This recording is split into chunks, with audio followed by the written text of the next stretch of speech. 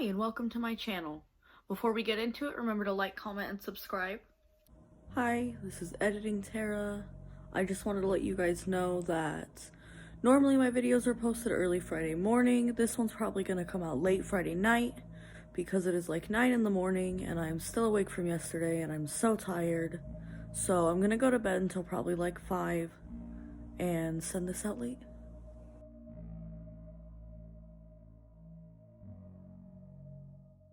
I changed my hair.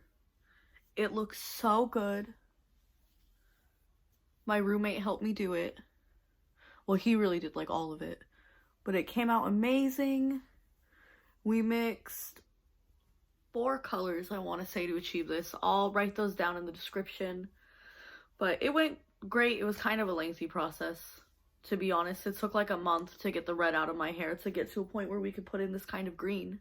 Today I have for you 6 spooky book recommendations because this is a great time to read, and I thought I would recommend some of my favorite books that are of the spookier variety. There's some fiction, there's some nonfiction. I will be reading sections out of these books, mostly abridged sections or just small pieces, to kind of give you a feel for the type of the book and the writing style, and I'll talk a little bit about each book. Let's get into it. The first book I have is Smoke Gets in Your Eyes by Caitlin Doughty. It has a really beautiful cover design. The fire is reflective and it's just so sleek. It's a very cute book. And this author actually has other books, and she has a YouTube channel that I'll put in the description as well. She's a great death educator, death enthusiast. She is a crematory operator. She's a mortician, I believe. She's a funeral home director, and she is absolutely great. She started a few foundations for death awareness and death enthusiasts, so if you're interested in the realities of death, dying, and decomposition, definitely check her out. I'm going to read for you the author's note to this book. Slightly abridged. Not really. I'm taking a couple words out. Author's note. According to a journalist's eyewitness account, Mata Hari, the famous exotic dancer turned World War I spy, refused to wear a blindfold when she was executed by a French firing squad in 1917. Must I wear that? Asked Mata Hari, turning to her lawyer, as her eyes glimpsed the blindfold. If Madame prefers, it makes no difference, replied the officer, hurriedly turning away. Mata Hari was not bound, and she was not blindfolded. She stood gazing steadfastly at her executioners when the priest, the nuns, and her lawyer stepped away from her. Looking mortality straight in the eye is no easy feat. To avoid this exercise, we choose to stay blindfolded in the dark as to the realities of death and dying. But ignorance is not bliss, only a deeper kind of terror. We can do our best to push death to the margins, keeping corpses behind stainless steel doors, tucking the sick and dying in hospital rooms. So masterfully do we hide death. You would almost believe we are the first generation of immortals, but we are not. We are all going to die, and we know it. As the great cultural anthropologist Ernest Becker said, quote, "The idea of death, the fear of it, haunts the human animal like nothing else," end quote. The fear of death is why we build cathedrals, have children, declare war, and watch cat videos online at 3 a.m. Death drives every creative and destructive impulse we have as human beings. The closer we come to understanding it, the closer we come to understanding ourselves. This book is about my first 6 years working in the American funeral industry. For those who do not wish to read realistic depictions of death and dead bodies, you have stumbled onto the wrong book. Here is where you check the metaphorical blindfolds at the door. The stories are true and the people are real.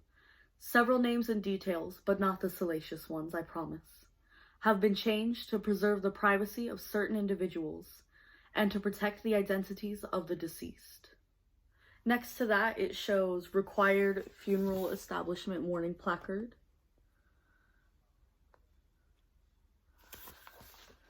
This book is absolutely wonderful. It's eye-opening. You hear a lot of real accounts of different deaths and bodies and funeral workers and their experiences, and it kind of uncovers a lot of the legislation that is or is not in place that most people are unaware of, and the experiences of funeral workers, which is something I feel doesn't get talked about a lot. So this is a very interesting book. It's an interesting read. I blew through this book in maybe like a week. It's so engaging. It's so good. She has such a distinct personality. It really comes through. And I absolutely adore this book. I absolutely adore her YouTube channel. So definitely go check her out. The next book I have is Welcome to Night Vale by Joseph Fink and Jeffrey Cranor. This book is a fictional story based in the same universe as a podcast by the same name, Welcome to Night Vale. You can find them on Spotify. You can find them on YouTube. You can find them at nightvalepresents.com. You do not have to have read the book to understand the podcast, and you do not have to have listened to the podcast to understand this book. This is a standalone story separate from the podcast, but they do work in tandem together to create a larger narrative about a town. There are 2 other books from Joseph Fink and Jeffrey Cranor in the same universe. One by the title of It Devours, and one that just came out earlier this summer, or maybe it's still going to come out. I think it just came out, called The Faceless Old Woman Who Secretly Lives in Your Home. And so those books are, I think both of them are available for purchase right now. I have It Devours. I do not have the new one yet. I hope to read it. If you're into surrealism and science fiction and government conspiracy, the podcasts and the books are definitely for you. This is for the kind of person that really likes existential thought and who really likes high strangeness. The whole ideas of like government spooks and men in black and UFOs and incorporeal figures managing radio stations. It's very interesting. It's very good. So before I talk for 30 more minutes about this, I'm going to go ahead and read 2 sections out of this book.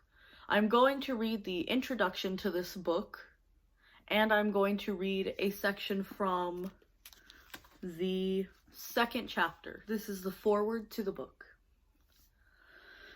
The history of the town of Night Vale is long and complicated, reaching back thousands of years to the earliest indigenous people in the desert. We will cover none of it here. Suffice it to say that it is a town like many other towns, with a city hall and a bowling alley, the Desert Flower Bowling Alley and Arcade Fun Complex, and a diner, the Moonlight All Night Diner, and a supermarket, Ralph's. And of course, a community radio station, reporting all the news that we are allowed to hear. On all sides, it is surrounded by empty desert flatness. It is much like your town, perhaps. It might be more like your town than you'd like to admit.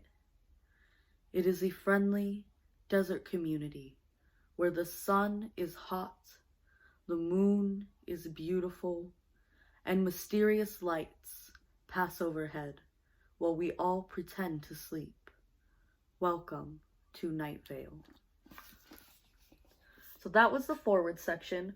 The end part of that section is the same as the introduction to the first episode of the podcast. So that's a really cool nod. There are tons of nods to the podcast and direct quoting and things of that nature. So if you have listened to the podcast, there are definitely nods to it and characters that cross over from the podcast to the book. This is an abridged section from chapter 2. There's this house. It's not unlike many other houses. Imagine what a house looks like. It is also quite unlike other houses. Imagine this house again. given that it is simultaneously not unlike and unlike other houses. It is exactly like all houses. One way it is not unlike other houses is its shape. It has a house-like shape. That's definitely a house, people might say if shown a picture of it. One way it is unlike other houses is also its shape. It has a subtle, unnatural shape. It would be weird to assume that a house has a personality, a soul. Why would anyone assume that? It is true, but that was weird to assume. Never assume that kind of thing. Another way it is unlike other houses is its thoughts. Most houses do not think. This house has thoughts. Those thoughts are not visible in a picture, nor in a person, but they find their way into the world, through dreams mostly. While a person sleeps, the house might suddenly have a thought. Taupe is not an emotional catalyst. It's practical and bland. No one cries at any shade of taupe. Or another thought like, OMG, time! What even is time? And the sleeping person might experience that thought too. These thoughts may also be shared in the shower. Grumpy thoughts, angry thoughts, thoughts that should be unthought before interacting with the public. Thoughts like, low guttural growl, or knuckles crack, fists clench, teeth tighten, eyes stop letting in any new information, and water runs down a rigid face. The thoughts are everywhere. Sometimes they are quite literal and utilitarian. There's a rodent chewing on some drywall behind the headboard could be one such thought. I absolutely love the storytelling style in the entire Welcome to Night Vale Pantheon, the entire universe. I think it's absolutely beautiful. I absolutely love this series. I love the format of the storytelling. The podcast is absolutely haunting. The narrator, Cecil Baldwin, is wonderful. He does the script just such justice. He has such a smooth voice. He has such a creepy voice. It's wonderful. I mean, this series has a special place in my heart, to the extent that I got the fly from this book tattooed on my finger when I was maybe 18 or 19 years old. I took this book in and just had them copy it. So that's Welcome to Night Vale. The next book I got is kind of a different format than the other two books. It is the book Deep Dark Fears by Frank Kruse, I think. The description on the back of this book reads, a devilishly funny collection of 101 comics that explore our most gruesome, hilarious, and bizarre fears, and the dangers lurking around every corner. So I first discovered the artist who created this book on Tumblr when I was maybe 13 years old. And I watched his art progress for quite some time. And when he announced that he was going to be selling a book, I absolutely had to go get it. He has such an adorable and distinctive art style. And pretty much what this book is real submissions of people's irrational fears illustrated. So a couple examples.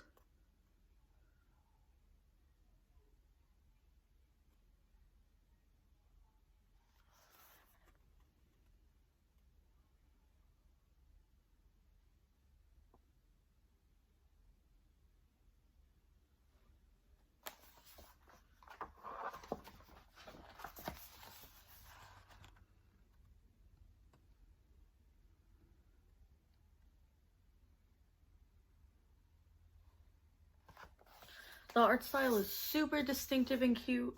I absolutely love this book. There is a sequel to this book.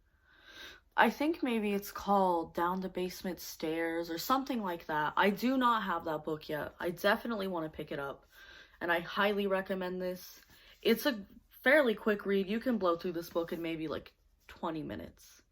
But it's super cute. It's super fun to go through. I will put his Tumblr and any other social media I find, if I can find him on Instagram or anything else, in the description of this video so you can go support his art. The next book I have is nonfiction, and it is more of a technical research book than it is a work of entertainment or fiction. It is The Unseen Hand by Jenny Ashford. Really beautiful cover illustrations on this one. Very surreal. I'm going to read you a section of the author's note before the book. It's a rather long author's note. I'm only going to read about a paragraph because I think that this paragraph really summarizes the essence of this book, and it's what stuck in my mind in the bookstore when I was holding it and made me decide to come back for it. It was this paragraph. I came to write The Unseen Hand because it seemed that, although there were many books compiling true ghost stories, legends, and tales of hauntings around the world, there were significantly fewer focusing solely on poltergeist activity, not only on the reported cases themselves, but also on parapsychological theories about the possible causes behind these strange outbreaks, which have been reported all over the globe for millennia. With this book, I'm hoping to achieve a culmination of all the research that I've been undertaking since the publication of my first paranormal work. Because it is a topic that I find intriguing and one that is close to my own heart, I felt the need to produce a book that would be something of a one-stop shop for readers as specifically interested in poltergeist phenomena as I am. And that sums this book up. That is a very just great paragraph for this book. This book, when it gets down to the nitty-gritty, breaks down into sections. And each section is a type of poltergeist phenomena. The sections include stone throwers, raps, taps, and bangs, flying objects and electrical anomalies, water, oil, and blood, pyromaniac poltergeists, ghostly apparitions, violent poltergeists, and demonic possessions. Also, casual theories for poltergeist activity, and the afterwards and thanks. Within each of these sections are case studies of poltergeist phenomena in chronological order. So the oldest story in this book is really interesting to me. It takes place in the year 530. So very, very early account of poltergeist phenomena. And this book is super thorough. It goes through each case, the proof, what skeptics have to say, like all of the evidence, if there are any accusations of hoaxing or proven hoaxing in the case. And it's just super thorough. It really breaks it down, but it's still very approachable. It's very entertaining. And each chapter has photography from Carrie Jerstad, and it's all haunting. It's all absolutely beautiful photography. This is one of my favorites in the book, is these chairs. And it absolutely sets the tone for the activity described in the sections. And I love this book. I take it everywhere with me. You can tell it's destroyed. There's notes in this book. And it is just, if you're into parapsychology, if you're into the occult and spooky things and studying like the reality of hauntings and spiritual activity and all of that kind of thing, this is a very, very interesting book. I heard about this book from the Paranormal Podcast hosted by Jim Harold. You can find that on YouTube. You can find that on Apple Podcasts. You can find that on Spotify. You can find it at, I think it's literally jimharold.com. You can look up the Paranormal Podcast. It'll come up. Great show. They recommended this book to me, and it's a great one. The next book I have is similar to Deep Dark Fears. It is a comic style book, but it's a little different, and it is Fragments of Horror by Junji Ito. I love Junji Ito. He is absolutely incredible. And before we even get into this book, I want to show you a little bit more about the cover. So it's wearing a protective dust flap, and oh, perfect, it catches some light. It's wearing a protective dust flap, and underneath that is this beautiful black and silver illustration all the way around the cover. Absolutely stunning. Very surreal, very creaturey, very Lovecraftian, but still very distinctly Japanese. It's really, I love his monster style. It's super gritty and distinct. It's so cool. And another cool feature of this book is this cover itself is breathtaking. It's beautiful. It's absolutely gorgeous. It has little hints and indicators as to the stories in this book. But if you look closely at it, you'll see it's kind of reflective. And those reflections show this image embossed in clear gloss over the image of the cover, which plays into the title, Fragments of Horror, because you can only see fragments of the horror within this book looking at the gloss. So I thought that was super cool. I thought that was a great touch. I thought that was so smart, and it's absolutely beautiful. And also, this book was only like $14 for that quality hardcover. So I really respect that. That's a really, just the attention to detail with that, with putting that whole illustration there. I absolutely love that. So since this is a manga, I'm not going to read a section, but I am going to show some of the more striking images from a couple of the stories without ruining them, just to give you a taste of Junji Ito's very unique drawing style. I like this one because the poses she takes are just so provocative without showing anything. It's just, she just twists so strangely without actually contorting. I thought it was wonderful. There's this image. I honestly chose this because it's metal as fuck.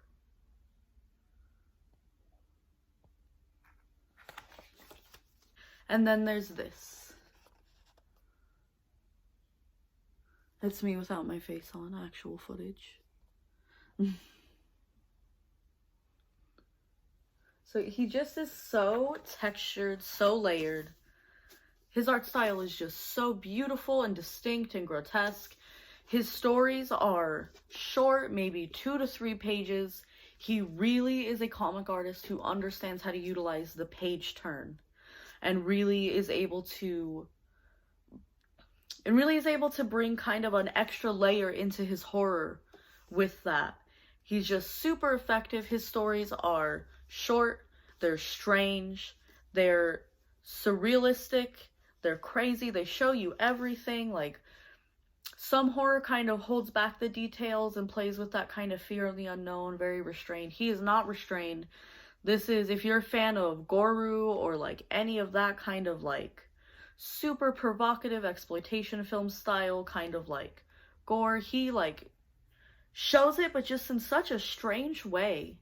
It's never quite straight up gore. It's always weird in some kind of way, like eyeballs on the railing or something surreal, something different.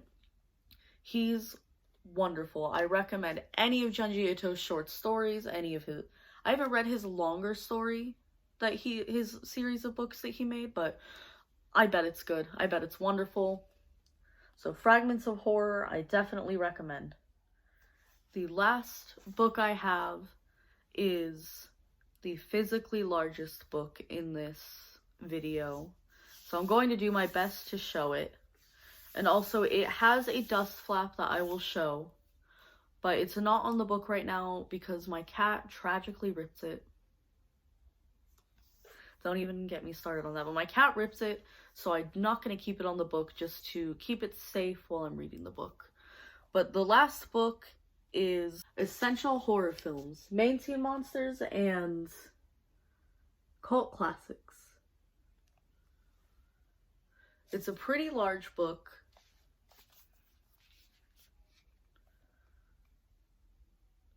We have some scenes from, I believe these are scenes from Der Student von Prague, which is a film covered in this book. It is considered to be the first horror film. It's a German film from the 30s, I believe. And I think those are the images on the front of that. But this is the dust cover. It's absolutely stunning. You can see where I've taped it.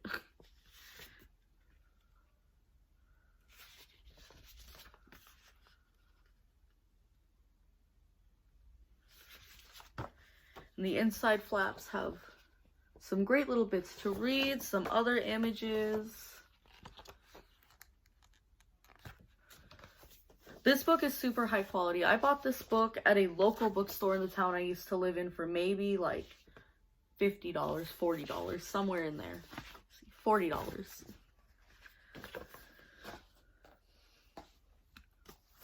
Before I even get into reading this book, I just want to address some of the pictures in this book because it's absolutely gorgeous. Old horror comics and posters all throughout the book. And most of the book is high quality, glossy magazine pages.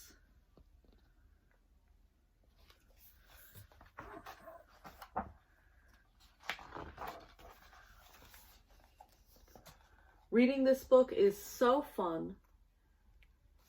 It shows scenes from obscure horror films, our favorite horror films, beautiful 2-page spreads like this.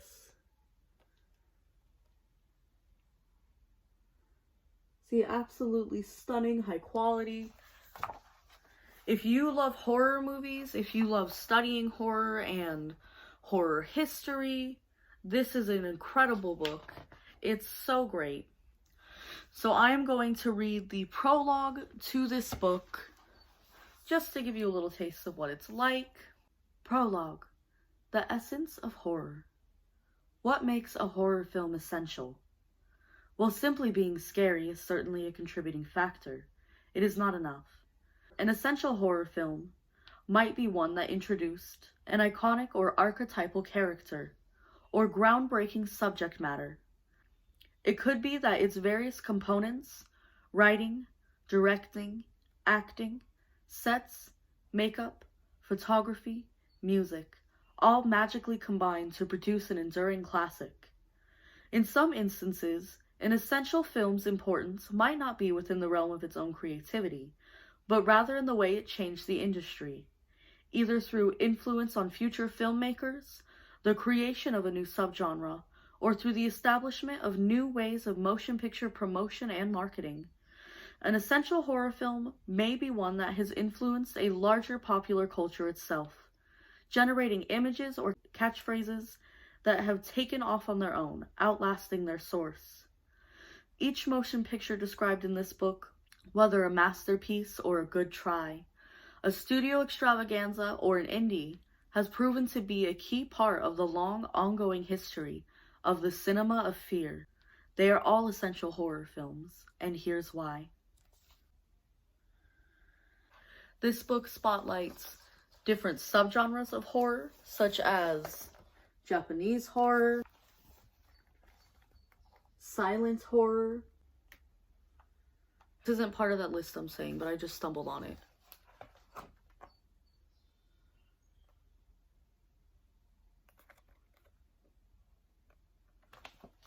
I just wanted to show you guys that. I thought it was really cool. Euro horror. This book gives a pretty thorough description of horror cinema from its inception to 2018 when this book came out. I think 2018. And it's pretty good. The chunks of reading aren't super big anywhere, as you saw. It's mostly little blurbs. It's kind of like reading a Fangoria. It's very similar to reading a horror lifestyle magazine. It's just thick. Thick. It's such a cool conversation piece. It's such a cool coffee table book. It looks great in the bookshelf. I love this book. Highly recommend this book. And this book is by Michelle Mallory. I should have said that at the beginning. Okay, so that was my list. Those were 6 creepy book recommendations. Let me know what you thought of them. Let me know what you think of my new hair. And let me recommend some books to me. Let me know what you're reading. And have a good quarantine and stay home and stay safe. And I hope you get your stimulus money. And good night.